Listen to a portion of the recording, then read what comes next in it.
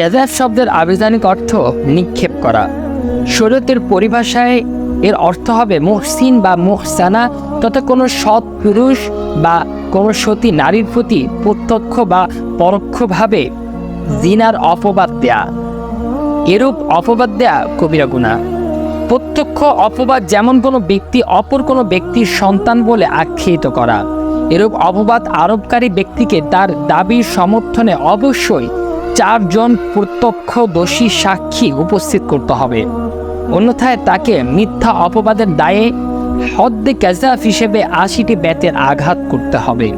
এ সম্পর্কে আল্লাহ তাআলা পবিত্র কোরআনুল কারীমে ইরশাদ করেন, ওয়াল্লাযীনা ইয়ারমুনাল মুহসানাতি সুম্মা লাম ইয়াতু বিআরবাআতি শুহাদাআ ফাজলিদুহুম 80 জালদাতান ওয়ালা তাকবালু লাহুম শাহাদাতান আবাদান ওয়া উলাইকা হুমুল ফাসিকুন।